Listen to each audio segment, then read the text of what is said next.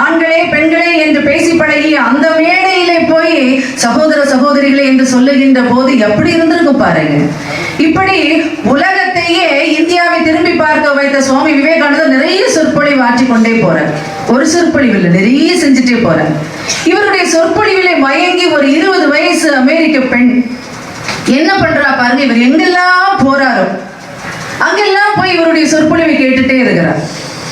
அந்த பொண்ணுக்கு 20 வயசு. அந்த நேரத்தில் சுவாமி விவேகானந்தருக்கு பாத்தீங்கன்னா 30 வயசு தான்.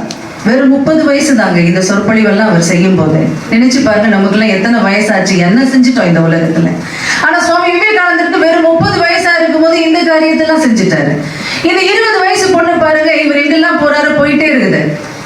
ஒரு கட்டத்துல சுவாமி விவேகானந்தர் முன்னாடி வந்து சொல்லுது, சுவாமி இந்த உலகத்துல அதுவும் அமெரிக்கால பாத்தீங்கன்னா என் அழகை பார்த்து எல்லாருமே மயங்கி என் பின்னாடி வந்துட்டே இருக்கிறாங்க.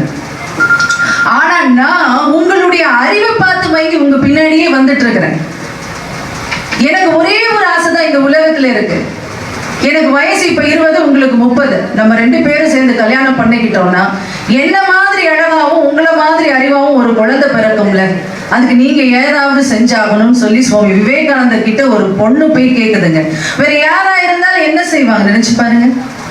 அழகான ஒரு பெண் தன் பின்னாலேயே சுத்தி வரான்னு சொல்லும் போது எந்த இளைஞனாவது விடுவாங்க? இந்த சுவாமி விவேகானந்தர் என்ன சொல்றாரு பாருங்க, என்ன சொல்லி கூப்பிடுறாரு பாருங்க. தாயே என்று அழைக்கிறார். தாயே, உனக்கு வயசு 20, எனக்கு 30 தான். நீ ரொம்ப அழகா இருக்க, நான் அறிவா இருக்கிறேன். ஆனா நீயும் நானும் சேர்ந்து கல்யாணம் பண்ணதுக்கு அப்புறமா ஒருவேளை அறிவான குழந்தை பிறக்குமாங்கிறது எனக்கு தெரியாது. அதனால நீ என்ன செய்யினா, என்னையே உன்னுடைய மகனாக ஏற்றுக்கொள், என்னையே உன்னுடைய பிள்ளையாக ஏற்றுக்கொள், அது போதும்னு சொன்னாராம். எவ்வளவு பெரிய ஞானம்னு பாருங்க. பார்க்கிற பெண்கள் அத்தனை பேரையும் தாயாவே பார்க்கக்கூடிய ஒரு எண்ணம் யாருக்கு வரும்? இவ்வளவு அழகா சொல்லிட்டார் பாருங்க. அவ வாயடிச்சு போயிட்டார். அவ என்ன நினைச்சிருப்பா? நம்ம அழகுல இவர் மயங்கிடுவாருன்னு நினைச்சுதான் அந்த கேள்வி கேட்டது அவர். ஆனா என்ன பதில் சொன்னார் பாத்தீங்களா? உன்னையும் நானும் நீயும் கல்யாணம் பண்ணா அறிவான குழந்தை பிறக்குமோன்னு தெரியாது. அதனால தாயே, என்னையே நீ மகனாக ஏற்றுக்கொள். அவ்வளவுதான், வாயடிச்சு போயிட்டான்.